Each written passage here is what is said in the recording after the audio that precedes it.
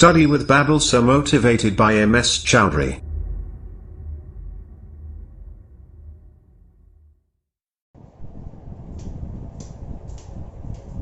Hello friends, मैं नीलम चौधरी आज एक बार फिर से आपका अपने YouTube channel study with Babal sir में आपका स्वागत करती हूँ। तो अपन पढ़ रहे थे 10th क्लास की साइंस और उसमें अपन ने चैप्टर नंबर 5 स्टार्ट किया था, केमिस्ट्री एवरीडे लाइफ, दैनिक जीवन में रसायन। उसमें अपन ने बहुत सी चीजें पढ़ ली थी, जैसे अम्ल, क्षार और लवण। फिर अपन ने अम्ल क्षार पर आधारित 3 संकल्पना पढ़ ली थी। फिर अपन ने आगे पढ़ा था कि अम्ल, क्षार और लवण के उपयोग। अब आपने एक छोटा सा टॉपिक बच गया था अम्लराज, वो पढ़ेंगे अपन आज।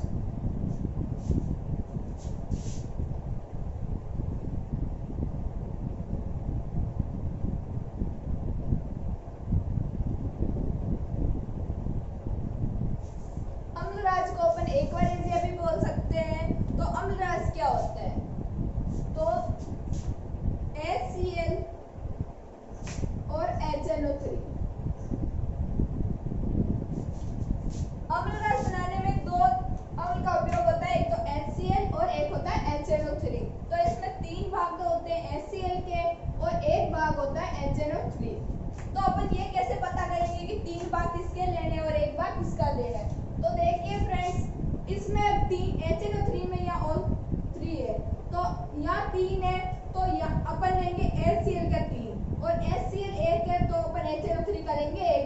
इसमें इन दोनों का उल्टा लेना है। तो 3 भाग HCl ले लिया और 1 भाग HNO3 का ले लिया। 3 भाग HCl और 1 भाग HNO3 का ताजा मिश्रण ही अम्लराज्य एक्वारेजिया कहलाता है। तो अपन इसको लिखेंगे कैसे कि 3 भाग HCl व HCl को अपन बोलते हैं हाइड्रोक्लोरिक अम्ल। 1 भाग HNO3 को अपन बोलते हैं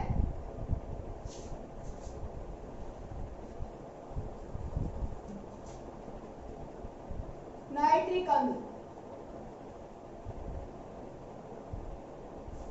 3 भाग HCl 1 भाग HNO3 मतलब नाइट्रिक अम्ल का ताजा मिश्रण।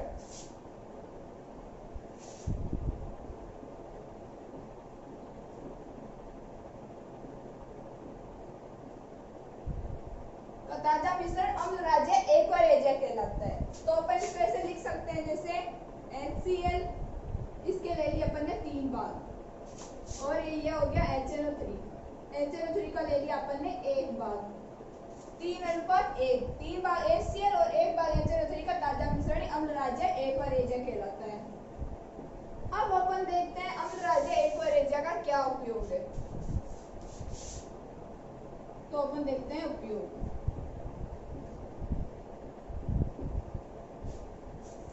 अम्लराज्य एक्वारेजिया का उपयोग ये है कि सोने में चांदी की जो वस्तुएं होती है उनको गलाने में अम्लराज्य एक्वारेजिया का उपयोग किया जाता है। अम्लराज्य एक्वारेजिया जो होता है वो एक बबकता हुआ द्रव्य है। सोने में चांदी से बनी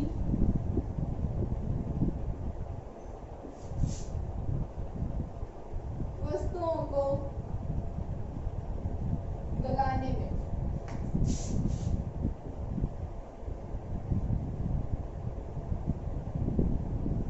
अम्लराज्य एक्वारेजिया का उपयोग सोने में चांदी से बनी वस्तुओं को गलाने में किया जाता है और ये एक बबकता हुआ द्रव्य होता है।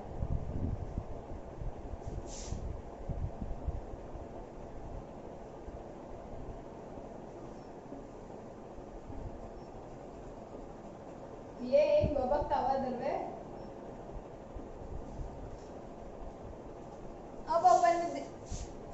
अब मैं एक बार आपको शुरू से बता देती हूँ कि अपन ने क्या क्या पढ़ लिया। अपन ने अम्ल, क्षार और लवण पढ़े, फिर अपन ने अम्ल, क्षार और लवण के उपयोग पढ़े, इनके सामान्य गुण पढ़े, फिर अपन ने अम्लराज पढ़ लिया। इसके बाद अपन आज पढ़ेंगे पीएच स्केल, पीएच के कुछ उपयोग। तो अपन अब स्टार्ट करते हैं पीएच स्केल।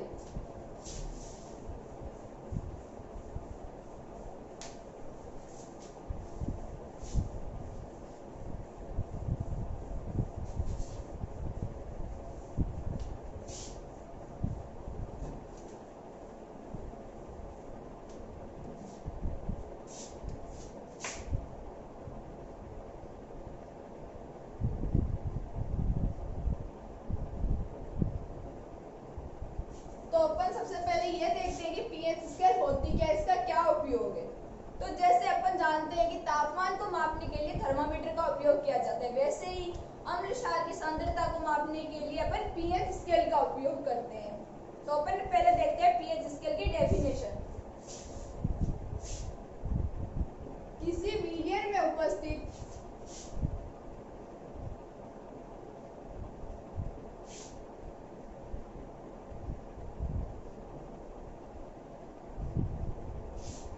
H+ आयनों की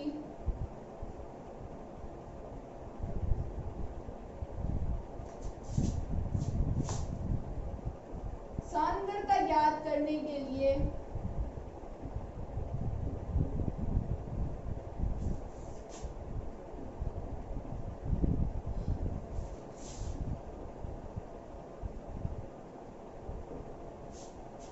किसी मीडियम में उपस्थित H+ आयनों की सांद्रता ज्ञात करने के लिए जिस स्केल का उपयोग किया जाता है उसे पीएच स्केल कहते हैं।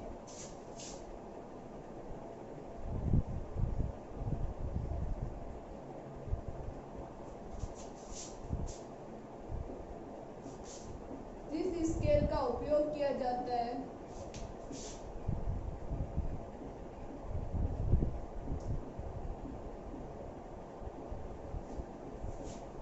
उसे पीएच स्केल कहते हैं।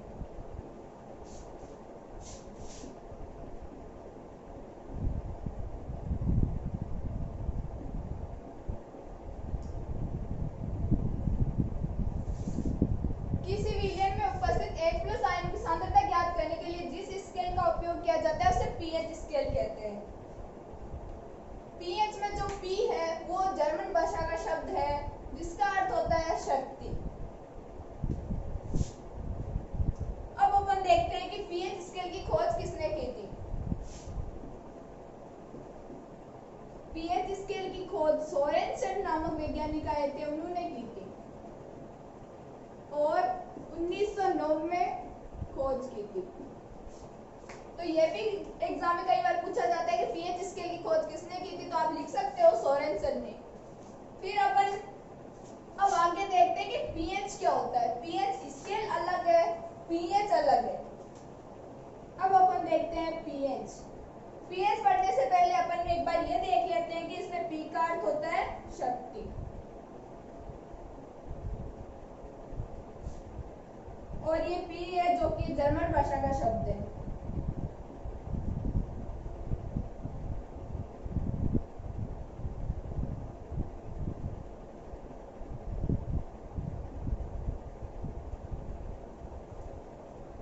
एक बार इसको आप नोट डाउन कर लीजिए। फिर अपन इसके बाद देखते हैं पीएच।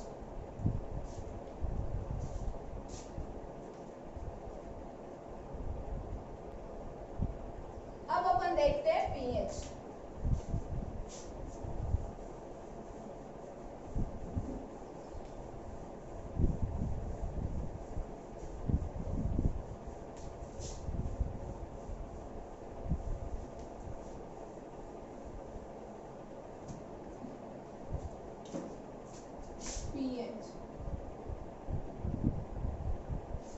अगर आपसे एग्जाम में पूछा जाए कि पीएच क्या होता है तो आप ये नहीं कि पीएच स्केल की डेफिनेशन लिख के आ जाए। पीएच अलग है और पीएच स्केल अलग है।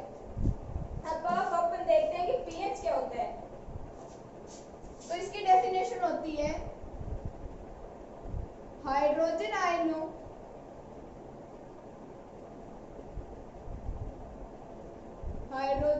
की सांद्रता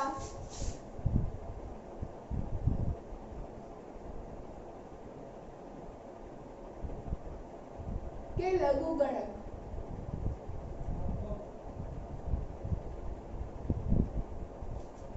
हाइड्रोजन आयनों की सांद्रता के लघुगणक को अपन पीएच कहते हैं।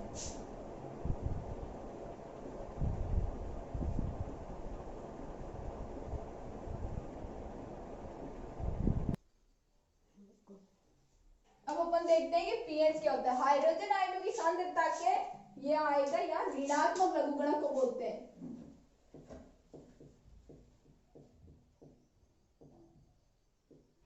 हाइड्रोजन आयनों की सांद्रता के ऋणात्मक लघुगणक को पीएच कहते हैं। फिर अपन देखते हैं कि पीएच बराबर होता है -k log 10 H+ आयन।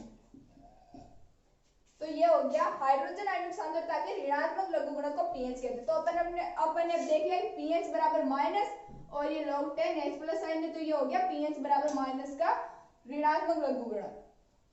फिर अपन ने अब पहले पढ़ चुके हैं कि जो H प्लस होता है वो कभी भी मुक्त अवस्था में नहीं रहता है, तो ये अब यहाँ H2O से क्रिया करके H3O प्लस हाइड्रोनियम आयन बना लेता है। तो अब आगे हो जाएगा पीएच बराबर माइनस के log 10 H3O प्लस। फिर अपन आगे देखते हैं जैसे उदासीन पीएच होता है 1.10 के पावर माइनस 7 मोल प्रति लीटर। तो अपन ये देखते हैं पीएच बराबर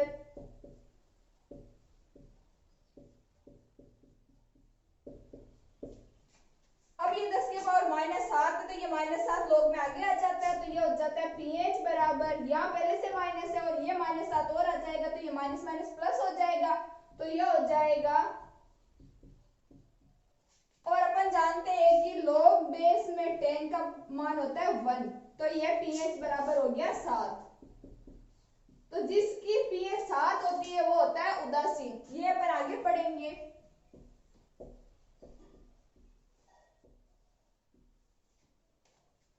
अब आपको मैं ये बता देती हूँ कि पीएच और पीएच स्केल में फर्क क्या है।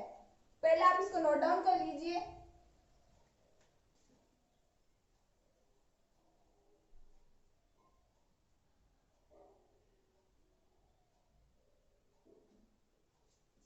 अब अपन आगे देखते हैं पीएच स्केल और पीएच में फर्क क्या है।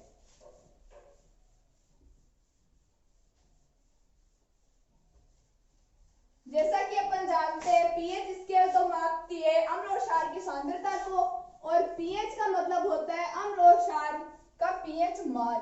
जैसे किसी पदार्थ का पीएच मान अगर 5 है तो वो हो जाएगा अम्लीय, और अगर किसी पदार्थ का पीएच 7 है तो वो हो जाएगा उदासीन। ये सब चीजें अपन आगे पढ़ेंगे। जैसे थर्मामीटर होता है जो कि ताप को मापता है। अब ताप और थर्मामीटर इन दोनों में अलग अलग चीजें है ना, वैसे पीएच और पीएच भी अलग अलग है, पीएच और पीएच स्केल भी अलग अलग है। अब अपन आगे पढ़ते हैं पीएच स्केल का चित्र। पीएच स्केल होती कैसी है।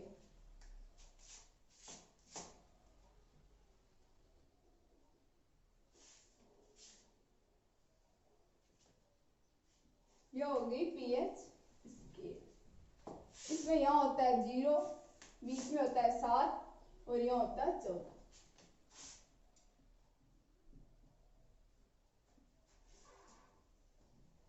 इसमें यहाँ होते हैं H प्लस साइन और यहाँ होते हैं OH माइनस साइन। इधर का पार्ट होता है अम्लीय, ये होता है उदासीन, 7 पे उदासीन,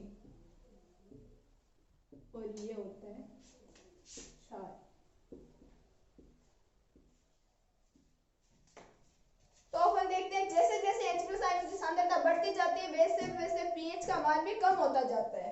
तो यहाँ अगर किसी पदार्थ का पीएच मान 0 से 7 के बीच में है तो वो हो जाएगा अम्लीय प्रकृति का, और अगर यदि किसी पदार्थ का मान 7 है तो वो हो जाएगा उदासीन, और अगर यदि 7 से 14 के बीच में है तो वो हो जाएगा क्षारीय।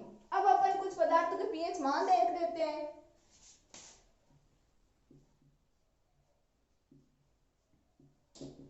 जैसे जठर रस,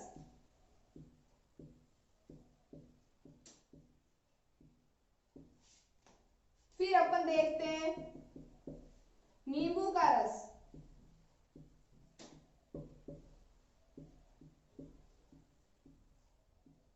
फिर अपन देखते हैं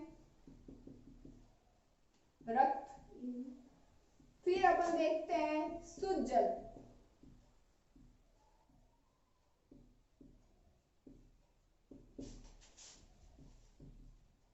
NaOH सोडियम हाइड्रोक्साइड। जैसे अपन सबसे पहले देखते हैं कि जठर रस का पीएच मान कितना होता है। तो जठर रस का पीएच मान होता है 1.2। नींबू के रस का पीएच मान होता है 2.2, रक्त का पीएच मान होता है 7.4, शुद्ध जल का पीएच मान होता है 7, NaOH का होता है 14। इनके ये पीएच मान होते हैं जो कि फिक्स होते हैं। अब अपन ने देखा कि 0 और 7 के बीच में जो भी पीएच मान है तो वो कैसा होगा, अम्लीय। जठरस, जठरस में वैसे भी क्या पाया जाता है, HCl, और HCl क्या होता है, अम्ल, और इसका मान 1.2 है, तो 0 और 7 के बीच में, तो ये हो गया अम्लीय।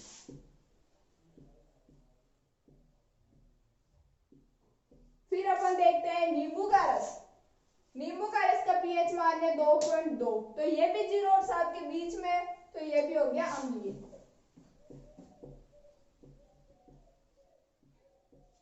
फिर अपन देखते हैं रक्त। रक्त का पीएच मान होता है 7.4, तो 7.4 7 और 14 के बीच में आता है, तो यह हो गया क्षारीय।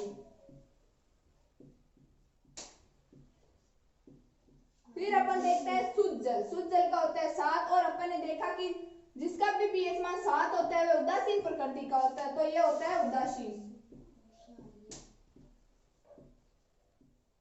फिर अपन देखते हैं NaOH, सोडियम हाइड्रोक्साइड। इसका पीएच मान होता है 14, तो ये भी 0 और 7 और 14 के बीच 14 तक है, तो ये हो जाएगा क्षारीय। आप एक बार इन सबको नोट डाउन कर लीजिए, फिर अपन बढ़ते हैं आगे।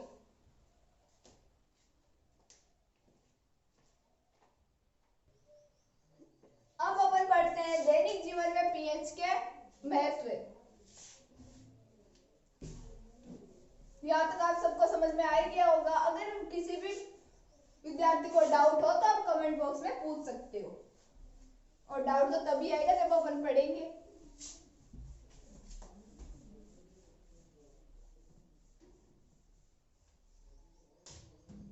दैनिक जीवन में पीएच के महत्व।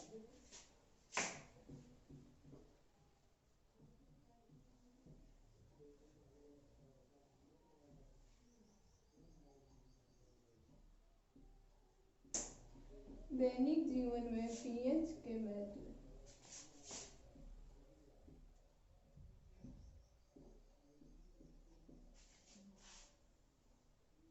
तो अपन सबसे पहले अब देखते हैं कि पीएच, दैनिक जीवन में पीएच के क्या क्या उपयोग है। जैसे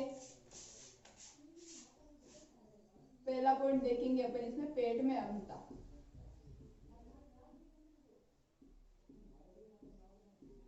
दूसरा अपन देखेंगे दंत शेख। अब अपन बाद में सारी चीजों को विस्तार से पढ़ेंगे। दंत से, कीटों का डंक,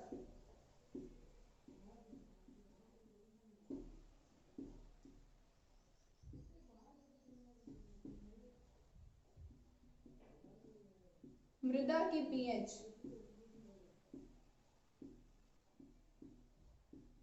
अम्लीय वर्षा,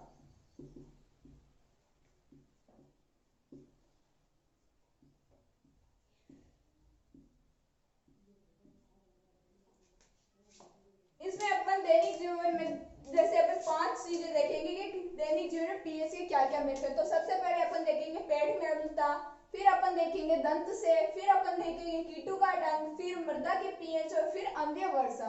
तो अपन सबसे पहले देखते हैं कि पेट में अम्लता। पेट में अम्लता,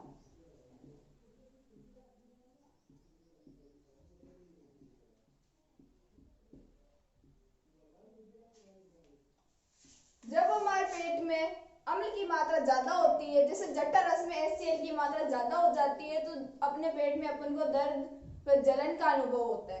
तो उसको दूर करने के लिए किसी क्षारीय पदार्थ का अपन उपयोग करते हैं। जैसे पेट में अम्लता है, अपने पेट में अम्लता का कारण है कि अम्ल की मात्रा ज्यादा हो गई। तो अपन इसको कैसे लिखेंगे, सबसे पहले अपन ये देखते हैं कि जब हमारे पेट में अम्ल की मात्रा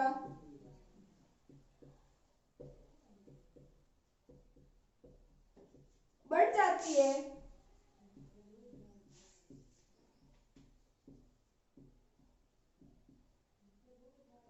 जाती है तो उससे अपन को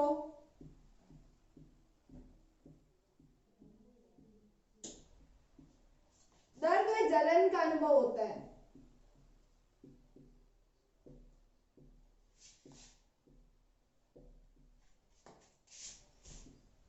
दर्द व जलन का अनुभव होता है। इसको दूर करने के लिए अपन एक एंटासिड मैग्नीशियम हाइड्रोक्साइड, जिसको अपन मिल्क ऑफ मैग्नीशिया भी बोल सकते हैं, उसका उपयोग करते हैं, जो कि एक क्षार होता है।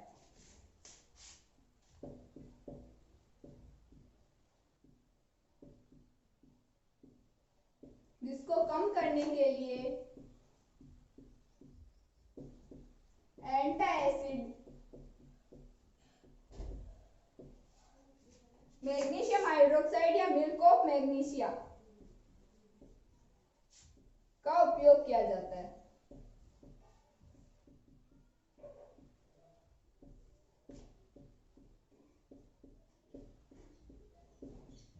अब बात यह आती है कि अपन क्षार का उपयोग क्यों करते हैं, अम्ल के प्रभाव को नष्ट करने के लिए अम्ल का उपयोग क्यों नहीं करते। तो अपन सब जानते हैं कि जब अम्ल और अम्ल है उसमें अपन क्षार डालेंगे तो ये दोनों एक दूसरे के प्रभाव को नष्ट कर देंगे और जिससे ये उदासीन हो जाते हैं, तो दर्द और जलन खत्म हो जाती है। अपन ने उदासीनीकरण अभिक्रिया अपन पहले पढ़ चुके हैं, जिसमें अम्ल और क्षार की अभिक्रिया अपन साथ करवाते हैं तो लवण और जल बनता है। तो लवण और जल क्यों बनता है, क्योंकि अम्ल और क्षार एक दूसरे के प्रभाव को नष्ट कर देते हैं। इसलिए जब हमारे पेट में अम्ल की मात्रा बढ़ जाती है तो अपन एक एंटासिड मैग्नीशियम हाइड्रोक्साइड, जो कि क्षार होता है, उसका उपयोग करते हैं। फिर अपन आगे देखते हैं दंतक्षय। उससे पहले आप ये नोट डाउन कर लीजिए।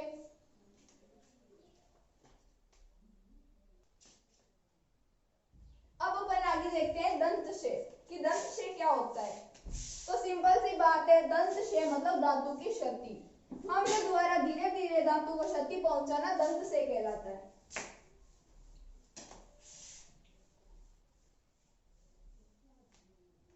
दंतक्षय अम्ल द्वारा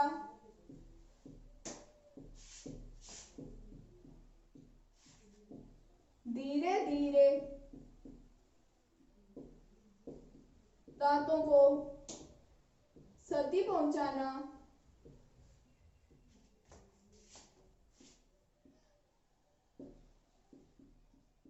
दंतक्षय कहलाता है।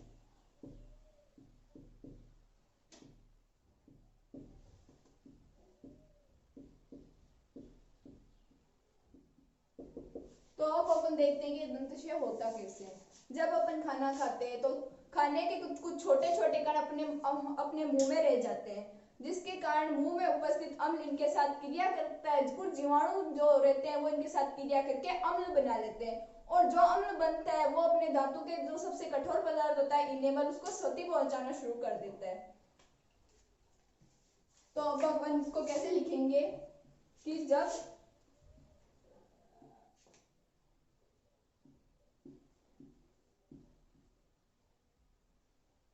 जब हम भोजन करते हैं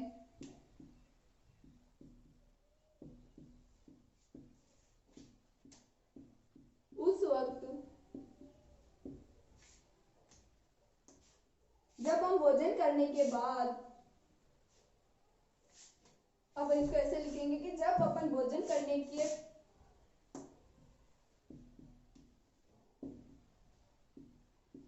ब्रश नहीं करते हैं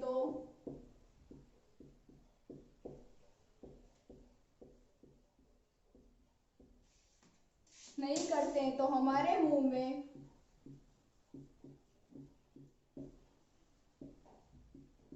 कुछ छोटे छोटे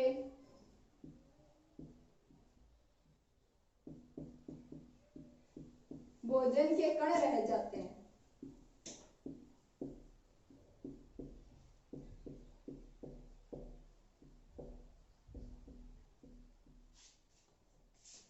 ये जो कण बचे हुए रह जाते हैं वो मुंह में उपस्थित जीवाणु के साथ क्रिया करके एक अम्ल बना लेते हैं।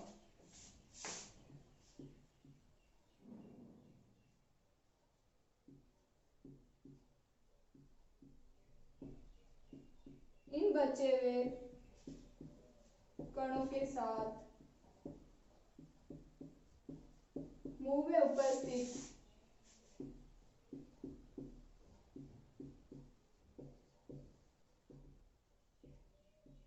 जीवाणु क्रिया करके अम्ल बनाते हैं।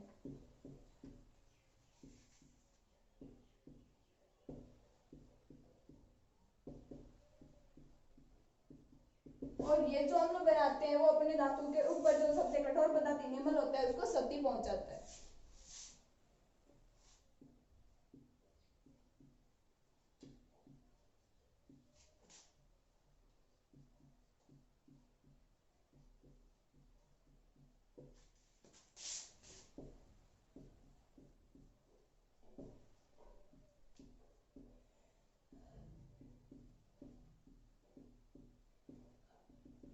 तो दंत, अब हम स्टार्टिंग से देखते हैं कि दंत से होता क्या है। अम्ल द्वारा धातु को धीरे धीरे क्षति पहुंचाना दंत से कहलाता है।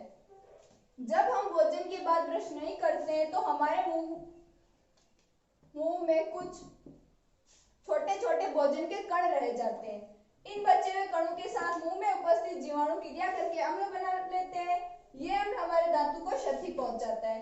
तो दंत से बचने के लिए दिन में कम से कम 2 बार क्षारीय दंत मंजन का उपयोग करना चाहिए, क्योंकि ये अम्ल होता है। तो अम्ल के प्रभाव को नष्ट करने के लिए अपन इसकी क्रिया क्षार से करवाएंगे, तो ये दोनों एक दूसरे के प्रभाव को नष्ट कर देंगे, जिससे ये अम्ल का प्रभाव नष्ट हो जाएगा और दंत से नहीं होगा। तो आप इसको एक बार नोट डाउन कर लीजिए।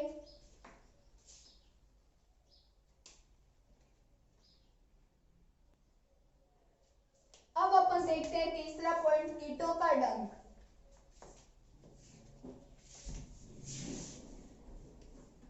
विभिन्न प्रकार के कीट होते हैं जैसे मधुमक्खी, चींटी। तो ये सब जब अपन को डंक मारते हैं तो अपन को जलन का अनुभव होता है, दर्द होता है। तो ये दर्द क्यों होता है वो देखेंगे अपन।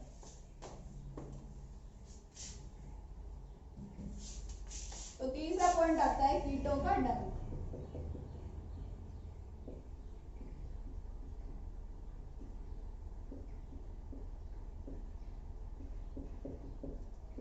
कीटों का डंक, जब मधुमक्खी या चींटी अपन को डंक मारती है तो अपन को दर्द या जलन का अनुभव होता है। वह क्यों होता है? क्योंकि जब भी ये डंक मारती है तो ये अम्ल अपने शरीर में अम्ल छोड़ देती है, जिससे अपन को दर्द व जलन का अनुभव होता है। अब इसके प्रभाव को अपन नष्ट करने के लिए क्षार काम में लेते हैं, जो कि NaCO3 सोडियम हाइड्रोजन कार्बोनेट, जो कि इसके प्रभाव को नष्ट कर देता है। अब अपन इसको लिखते हैं विभिन्न प्रकार के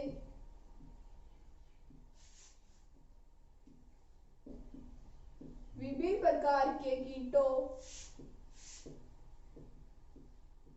जैसे मधुमक्खी,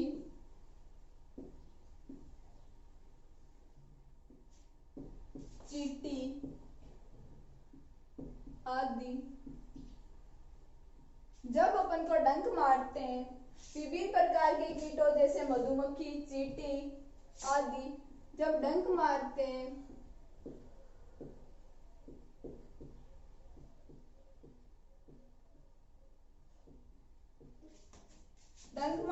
तो अपने शरीर में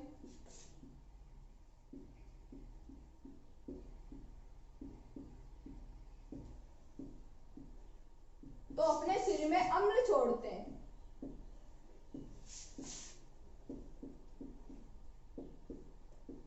जिससे अपन को दर्द व जलन का अनुभव होता है।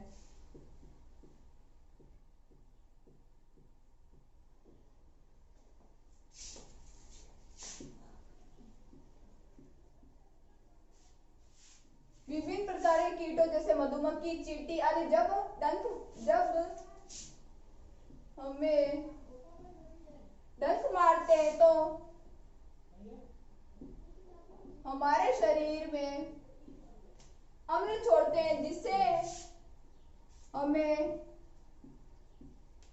दर्द व जलन का अनुभव होता है।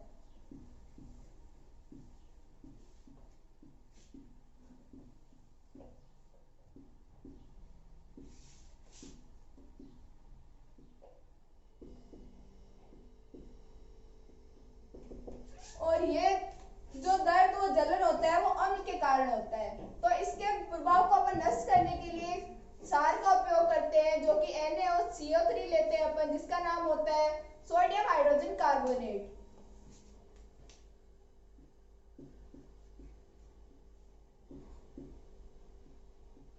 तो इस दर्द व जलन को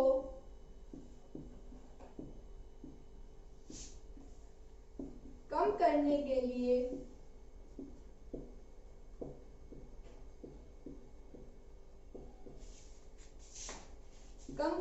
लिए हम एक क्षारीय पदार्थ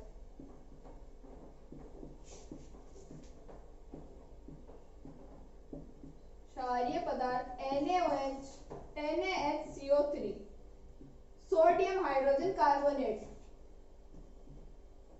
का उपयोग करते हैं।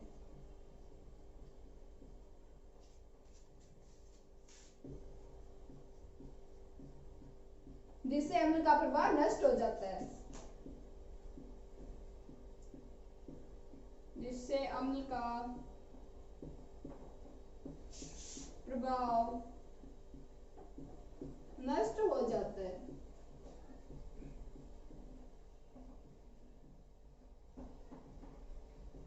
और ये बात अपन पहले भी देख चुके हैं कि जब अम्ल और क्षार की क्रिया एक साथ होती है तो ये दोनों एक दूसरे के प्रभाव को नष्ट कर देते हैं। अब मैं आपको एक बार फिर से बता देती हूँ कि कीटों का डंक, विभिन्न प्रकार के कीटों जैसे मधुमक्खी, चींटी आदि जब हमें डंक मारते हैं तो हमारे शरीर में अम्ल छोड़ते हैं, जिससे हमें दर्द व जलन का अनुभव होता है। तो इस दर्द व जलन को कम करने के लिए हम एक क्षारीय पदार्थ NaHCO3 सोडियम हाइड्रोजन कार्बोनेट का उपयोग करते हैं, जो कि एक क्षारीय पदार्थ होता है जिससे अम्ल का प्रभाव नष्ट हो जाता है। अब अपन आगे देखते हैं मृदा की पीएच। आप पहले इसको नोट डाउन कर लीजिए।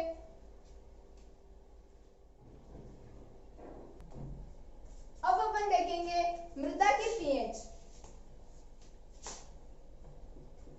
तो मृदा की पीएच में सिंपल सा है,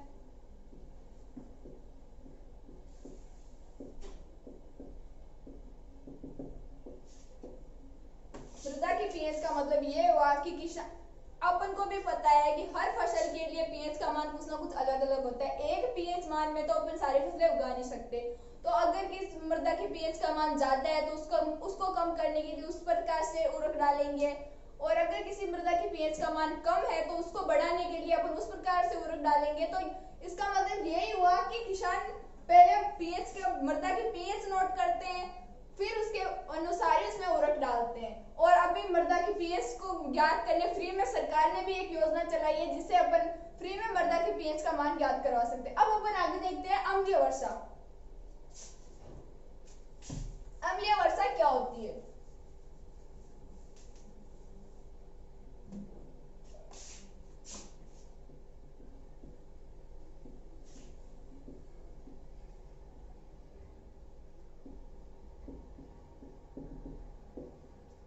अम्लीय वर्षा, तो अम्लीय वर्षा अगर आप सिंपल सा बोलना चाहो तो जब वर्षा के जल में अम्ल की मात्रा ज्यादा हो जाती है तो उसे अपन अम्लीय वर्षा कहते हैं। या आप इसको ऐसे बोलना चाहो कि जब वर्षा के जल के पीएच का मान 5.6 से कम हो जाए तो उसे अम्लीय वर्षा कहते हैं। तो अपन लिखते हैं जब वर्षा के जल का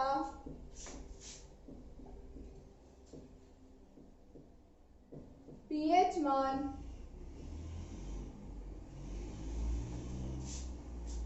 5.6 से कम हो जाता है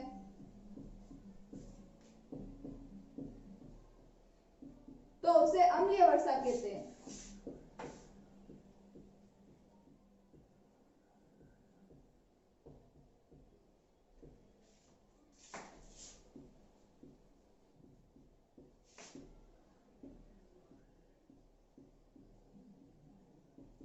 तो उसे अम्लीय वर्षा कहते हैं। अब अपन देखते हैं कि अम्लीय वर्षा होती क्यों है। जैसे कई प्रदूषक मिल जाते हैं जब वर्षा के जल में। वैसे तो अपन मानते हैं वर्षा का जल एकदम शुद्ध होता है, पर यह भी शुद्ध नहीं होता है, क्योंकि आजकल कई से प्रदूषक होते हैं जो वर्षा के जल में मिल जाते हैं, जैसे CO2e, carbon dioxide, SO2e, sulphur dioxide. तो ये गैसें जो मिलती है वर्षा के जल में तो वर्षा के जल को प्रदूषित कर देती है। अब अपन देखते हैं कि इस प्रदूषित जल से क्या क्या हानियां होती है, अम्लीय वर्षा से क्या क्या हानियां होती है।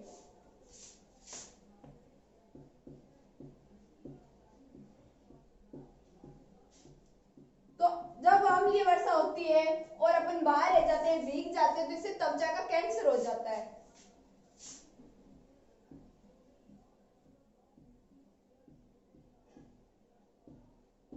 इसका पहला पॉइंट हो गया त्वचा का कैंसर। फिर अपन इसका सेकंड पॉइंट देखते हैं कि अपन देखते हैं अपने घरों में दरारें आ जाती है, वो भी अम्लीय वर्षा के कारण ही होती है। मकानों में दरारें पड़ना,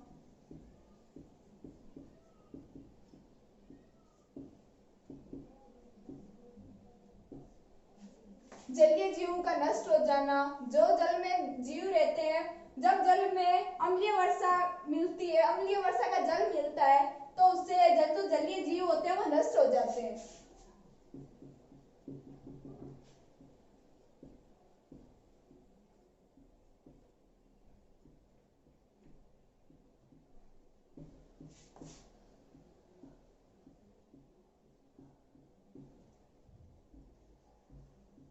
जलीय जीव का नष्ट हो जाना और अम्लीय वर्षा के कारण भूमि भी बंजर हो जाती है।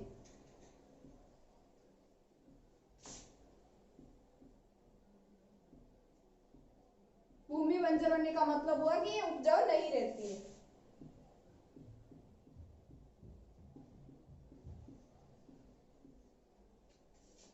आप पहले एक बार इसको नोट डाउन कर लीजिए।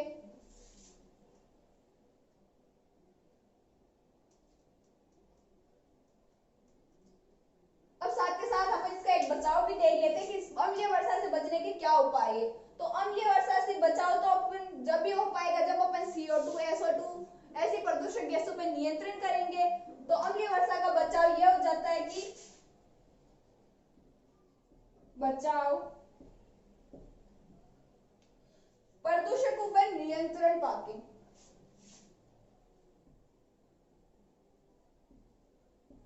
प्रदूषकों पर नियंत्रण करके।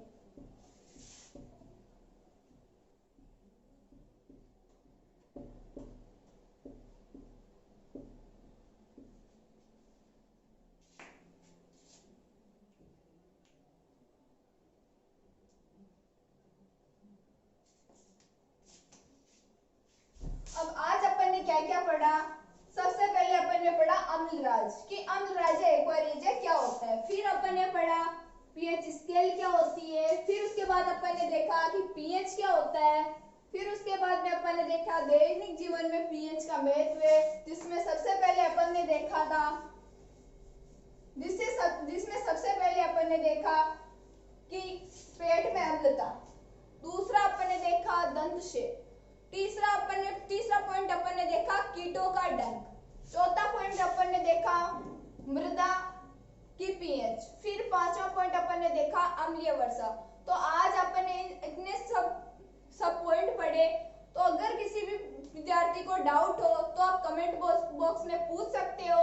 आज की क्लास के लिए बस इतना ही। अब अपन मिलते हैं अगली क्लास में। मैं उम्मीद करती हूँ कि आपको वीडियो पसंद आया होगा। अगर वीडियो पसंद आए तो लाइक करें, शेयर करें और बेल आइकन का बटन दबाना ना भूलें। Thank you.